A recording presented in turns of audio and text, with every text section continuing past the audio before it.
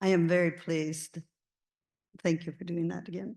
I am very pleased to introduce Dr. Niigaan Sinclair to talk to us today. Dr. Niigaan Sinclair is an Anishinaabe writer, editor, and activist.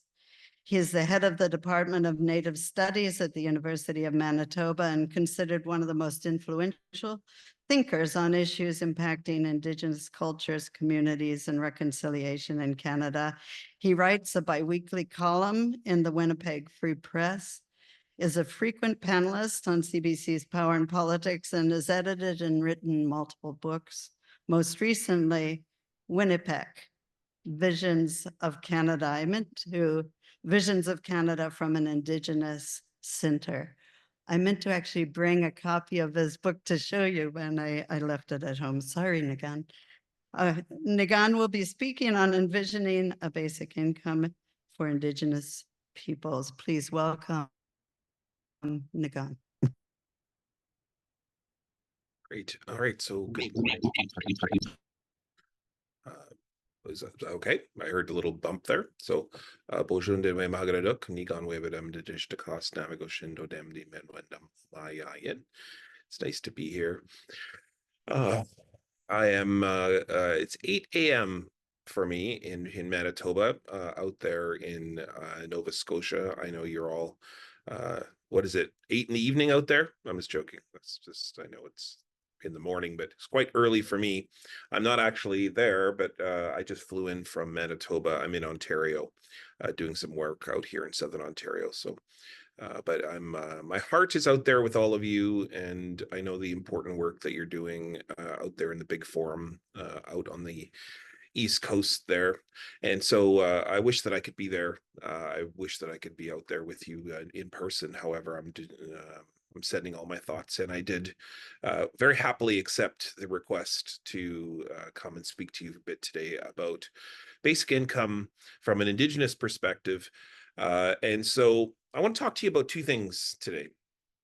The first is that basic income is something that is a practice principle by Indigenous peoples for millennia, for the entirety of our lives.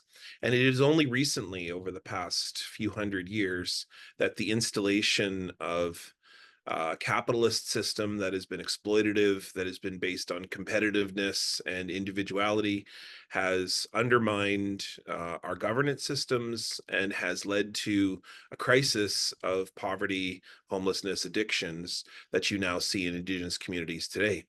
And it is the return to our principles, which I'm going to start off by talking about.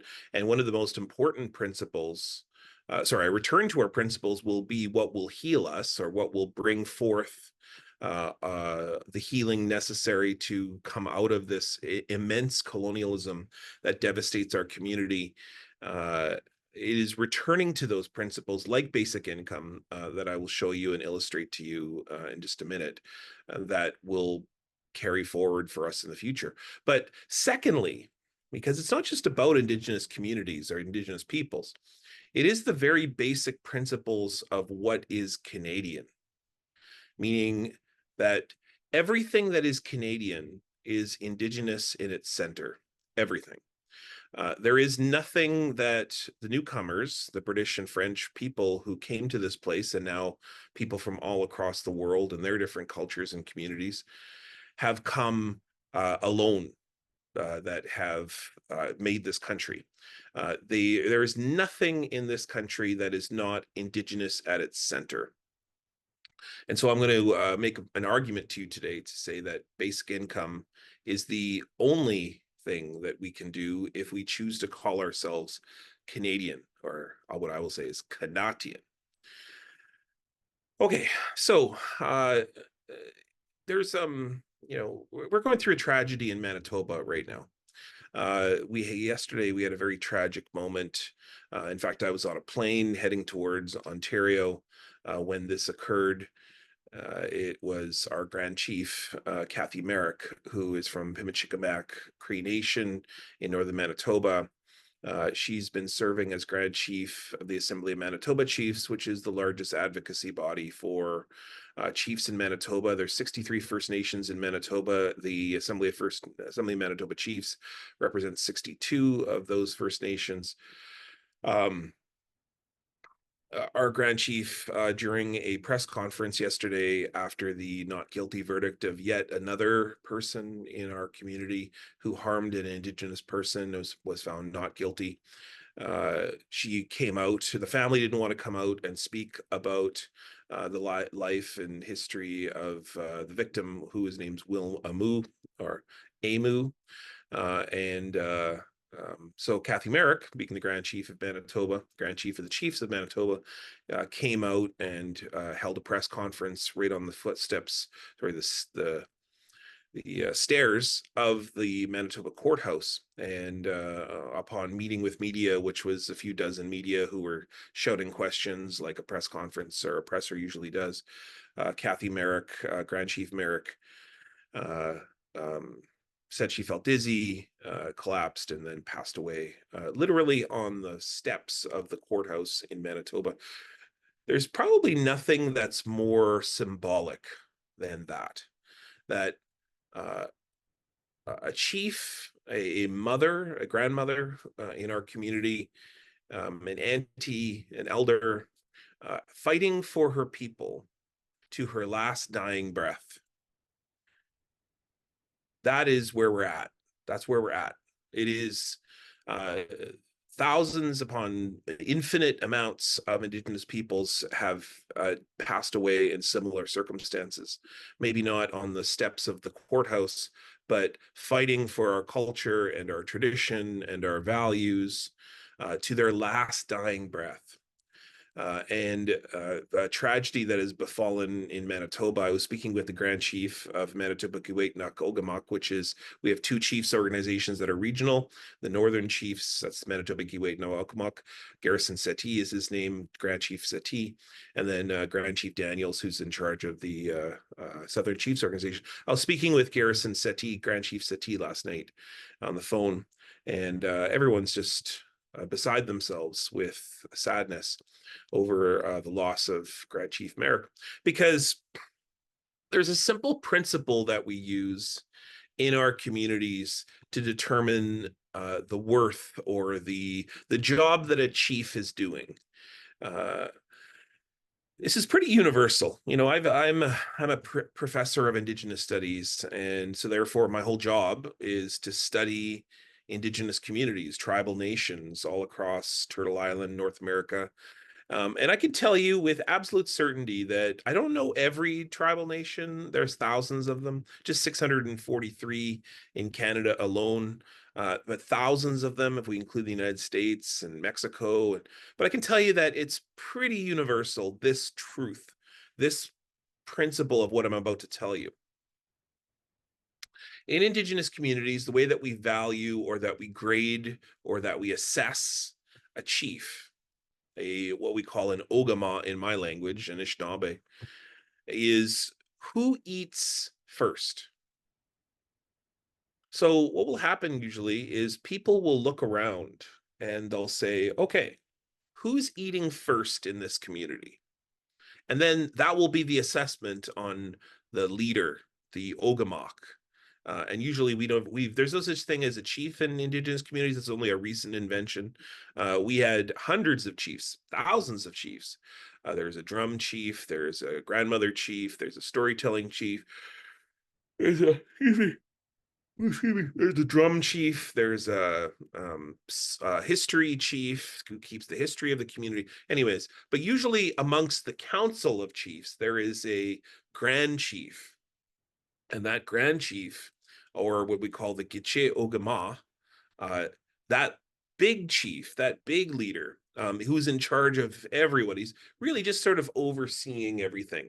And the word Ogama is referring to those who will follow behind, or are those who lead, who are in the front, right? And so the way that the Giche Ogama is assessed is who eats first. And so if you go to a feast, for example, there's an Indigenous community. It doesn't matter if you're on the East Coast, Mi'kmaq territory, or Haudenosaunee territory in the center of Canada, or Anishinaabe territory, Cree territory where I'm from, or Lakota territory, or on the way on the west coast, Coast Salish territory, Squamish territory, Musqueam territory. It really doesn't matter where you go. Um, Watch to see who eats first. Universally, amongst Indigenous peoples, it is the elders who eat first, and then it's the children. And then following that, it's those who most often cannot feed themselves. Who are those? Those are usually people who perhaps have some kind of impairment or some sort of inability to, let's say, stand, for example, or uh, sometimes it's people who need some medical assistance, or usually in those three groups of people, it is those who eat first. And in fact, the person who really eats first, I forgot to mention this, is the spirit eats first. So the spirit is the first person to eat. So they'll make a little spirit dish, and that spirit dish will be then set aside. And then people will begin to eat, usually be the elders, and then the children, then those who cannot feed themselves. And then finally, it is the able-bodied people who have the most power, they have the most privilege, they have the most, they're usually the people who made the meal. They're usually eating next. And then after that, the very last people to eat, the very last people are the Ogamok, the drum chief, the history chief, the grandmother chief, the like all the people who are in charge of the community. They eat last, but the very last to eat, the very last person is the Gitche Ogamok, the person who looks over everyone and looks around and says, it's now time for me to eat. Now, that metaphor of what I'm talking about there is exactly what a basic income looks like. It is the principle that the powerful and the elite, their job, people who have privilege, people who are able-bodied like myself, people who are in the prime of our lives, not quite anymore there, but sort of there, the people who are in the prime of our lives, who are doing the maximum amount of work, who are in the position of having their good health, having their abilities, they are the people who are making sure that people are fed before I am. And the Gitche Ogamok is the leader who's in charge of making sure that everybody has a little bit of food, and that there's enough food left over for everybody down the line, to make sure that, yes, the Gitche Ogamok, because part of the job of the Gitche Ogamok is to also to look after herself or himself, because if the leaders are not healthy, then the people won't be healthy. Now, that's not the way that we live in the world. That's not the way that we live today in the world. If there's anything that colonialism and capitalism has done, it is undermined Indigenous institutions.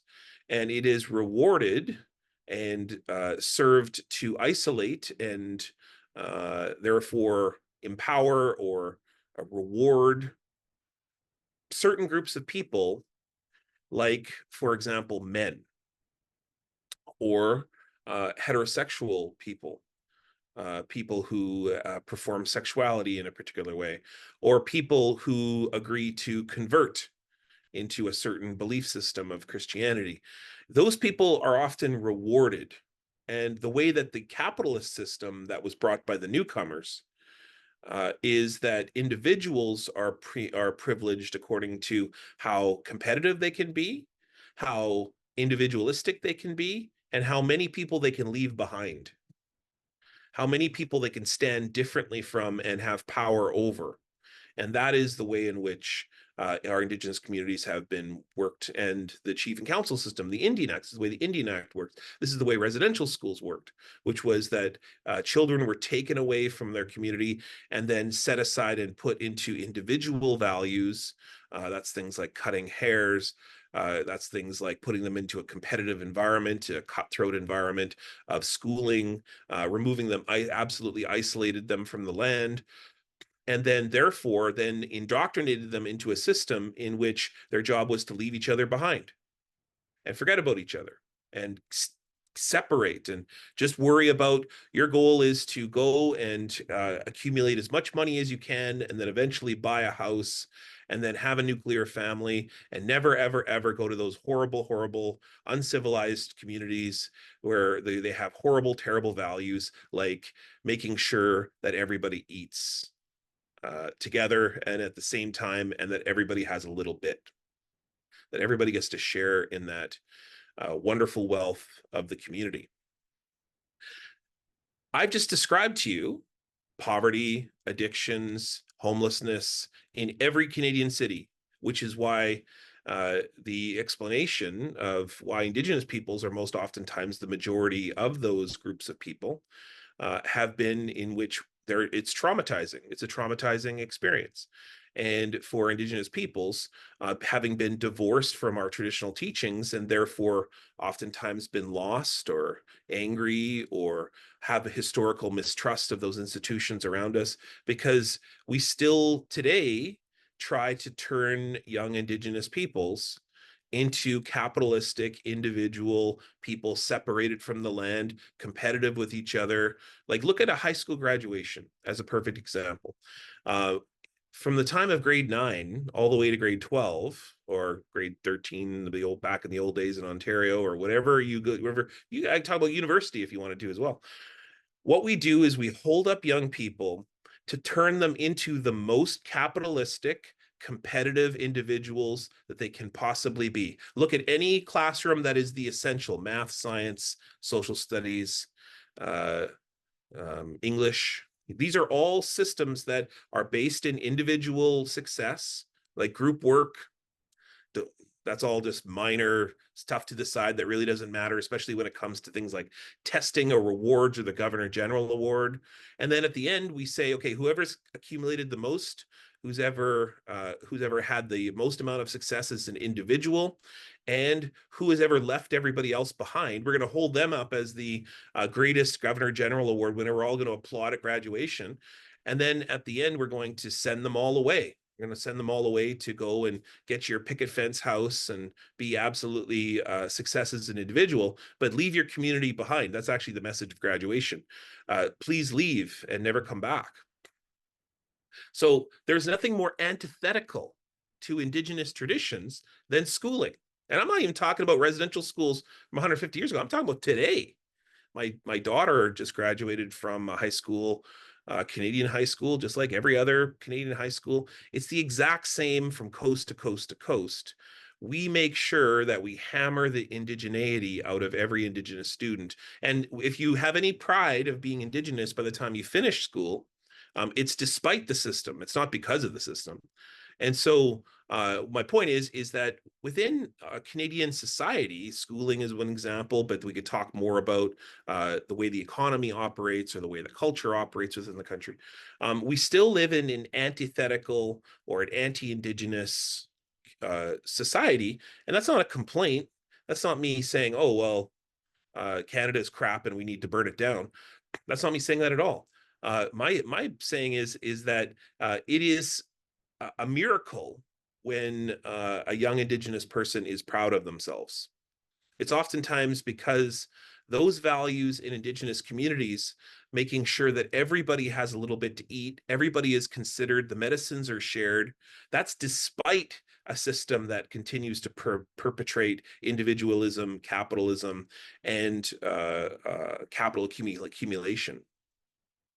And that's what I'm here to talk about today, which is that Indigenous peoples, a universal Indigenous value is the idea that we share and that everybody works for each other. The community is as important as individual success. It's not that people don't succeed individually or do things individually. It's that when something is done, it is first and foremost, the question is, how will this be shared? So for example, if you bag a moose, right? Let's say that you go out and you're hunting and you hunt and you bag a caribou or a deer or a moose, or the first question is that who will benefit from the harvesting of that moose?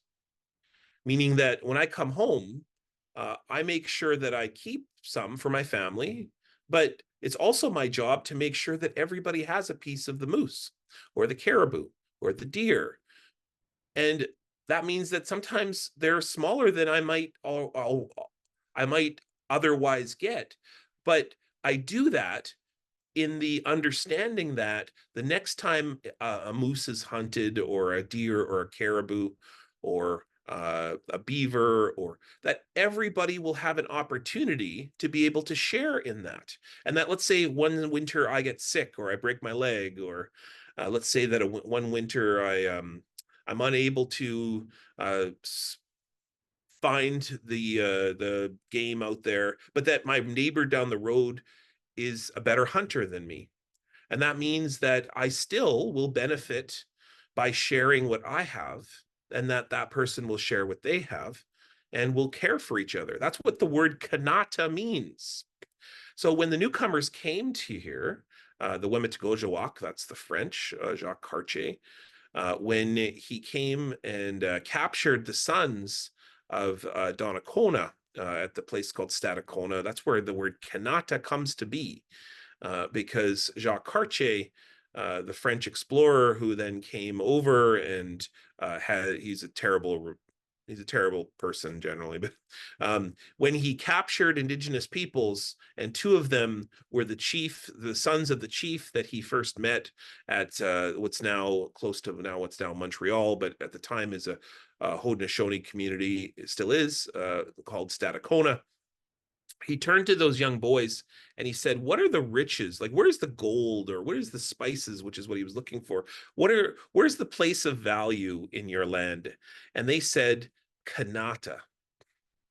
It's a much longer story than that, but I basically told you what the principle of the story is. The young boys said Kanata. And we know that the word Kanata does not mean the place of gold, or it doesn't mean the place of all these spices you can take to India and or England and then trade them in for a bunch of money. The word Kanata doesn't have anything to do with money. Actually, the word of Kanata means village. You know what the power of a village is? The power of a village is not in where individual uh, lodges or families or individual people succeed. The word kanata means that everybody takes care of each other, a place where everybody is considered, a place where people sit in a circle and speak to one another, and each person offers their ideas or their food or their medicines, and that everybody gets to partake in that. The one lesson about any village, I don't care whether you're in Africa or you're in Asia or you're in North America, I don't care where you are, the strength of a village is only in how do people take care of one another. How do people not leave each other behind? How do people make sure that everybody works together, lives together, cares for one another? Like, that's what the strength of a village is. And apparently, that's what the newcomers liked about this place, because eventually we took indigenous ideas, like the idea of sitting in a circle, or like the idea of sharing food and resources, or like the idea that each person gets a say, and invented this place called Kanata, or Canada, which are indigenous in its center. When Europeans came here, there was no free speech. Like, Europeans had no free speech. There was no democracy. There was no healthcare. Like, if you were a European and came over in the 15th century, you were based in a system of the feudal system where only one voice mattered, the king or the pope. There was only one word that mattered. It was the word of the king or the word of the pope. And absolutely, you had no say. You had no relationship with power. You were basically just a minion of the powers that be, the 1%. And this is where somebody often will pipe up and say, oh, well, the Greeks invented democracy. Yeah, no, not really. First of all, if you read Plato, that's not democracy. That's a class system based in power and frankly, pretty dictatorial power by the so-called philosopher kings. But second is, like, if democracy was so powerful in Europe and in Greece, why was it forgotten by the newcomers?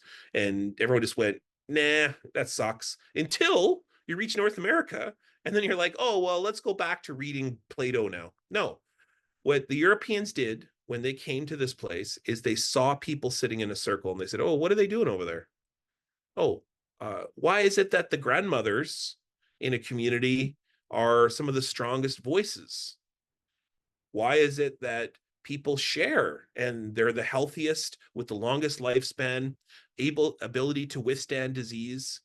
Why is it that Indigenous communities are far more healthier, stronger than anybody else in Europe ever was at the time?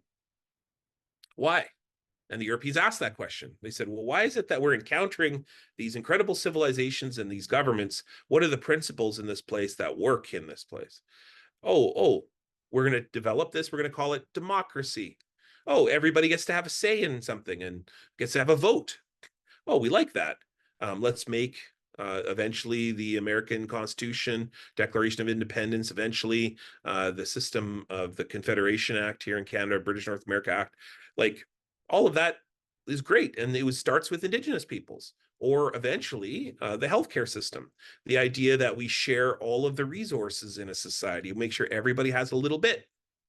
Or that the most able-bodied people pay more to help those who are less abled to be able to get treatment for, let's say, cancer, or to get an IUD, or to get access to certain antibiotics, or basic things like making sure that fluoride is available for all children to be able to fight cavities.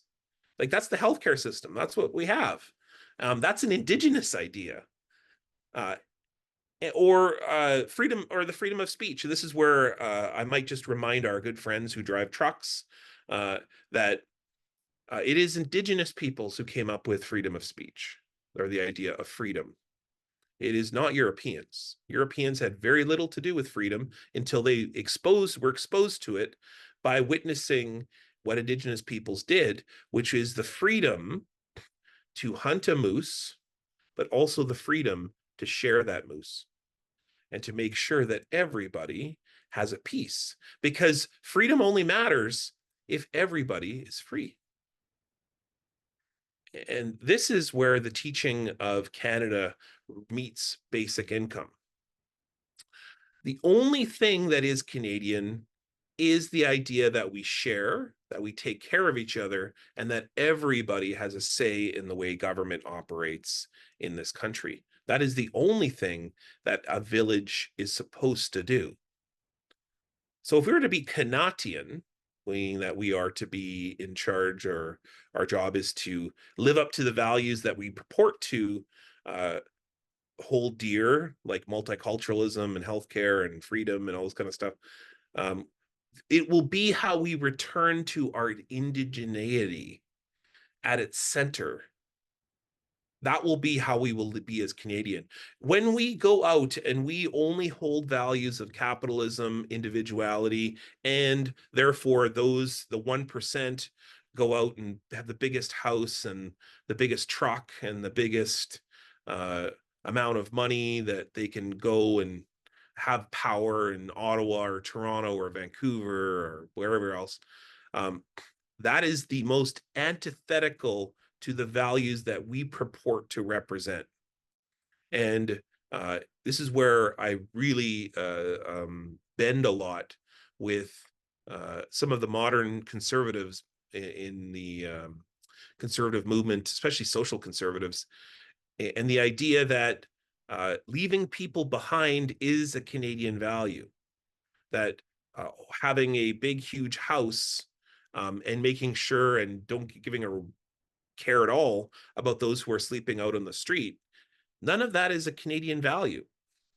That is something that is perhaps a European value, because it's certainly something that the king or the pope purported way back in the 15th century, but that's not an indigenous value. That's not the value that was here and has been in operation here for millennia. That is absolutely not a value that indigenous peoples would hold dear.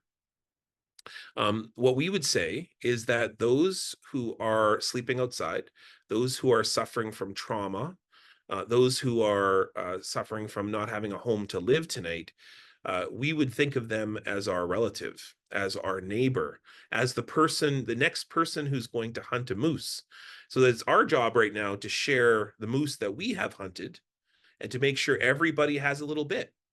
And our job as leaders, as Ogama, as people who are in charge, in power positions, that's people not just like politicians, but also people like myself, professors, people who are able-bodied, people who are in positions of power in this country, like newspaper columnists like myself, or media person, or, our job is to make sure that others eat before us.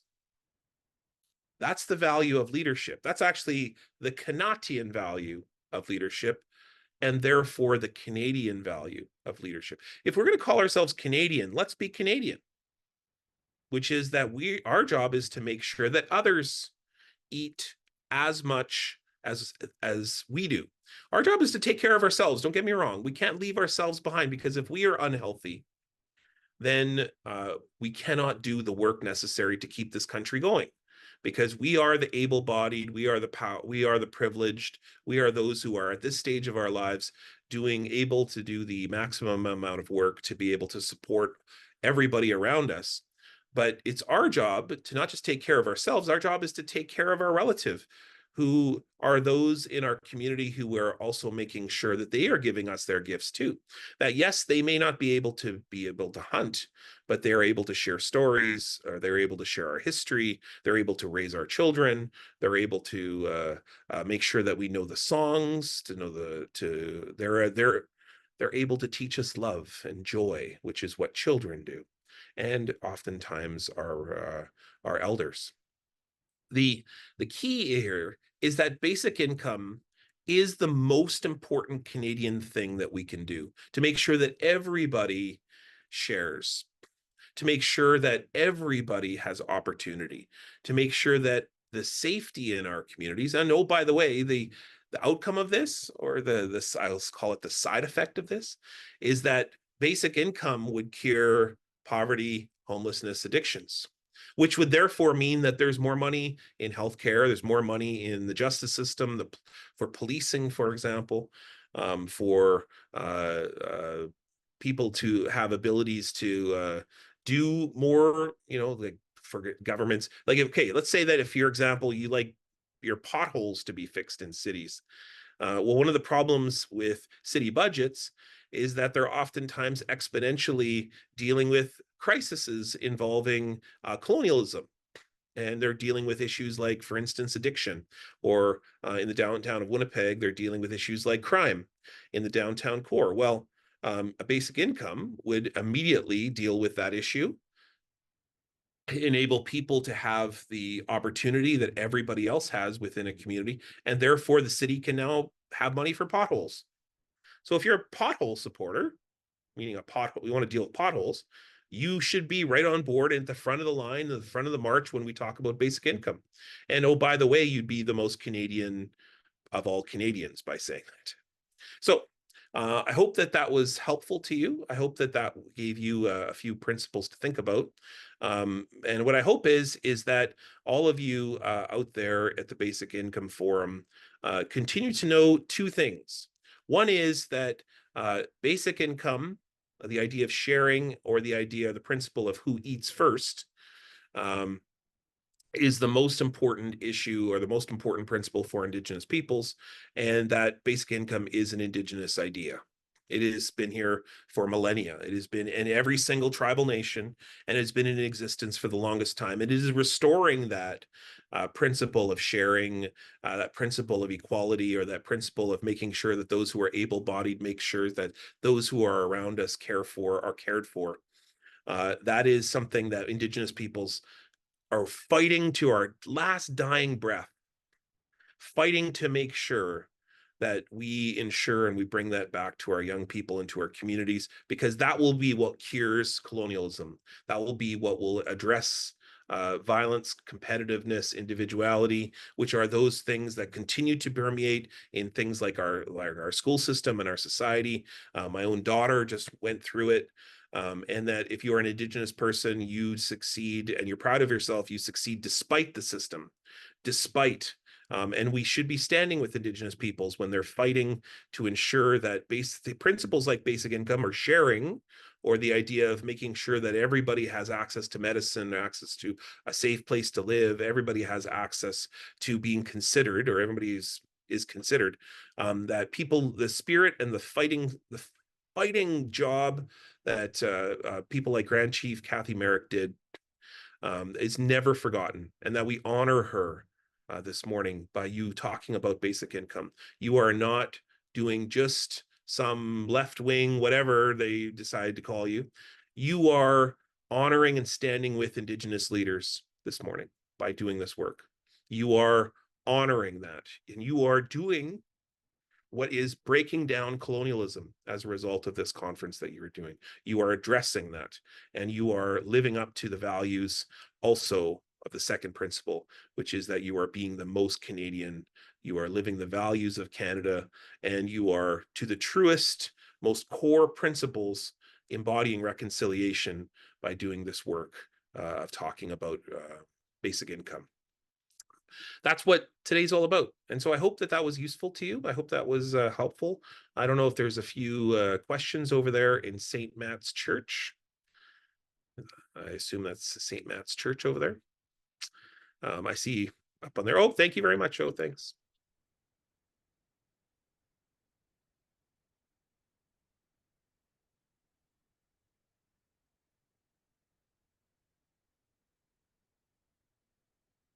We have time for one question. Unfortunately, we would love to talk with you all day, Niigaan. That was absolutely fabulous. Thank you so much. Is there a question on the floor? Oh, is it?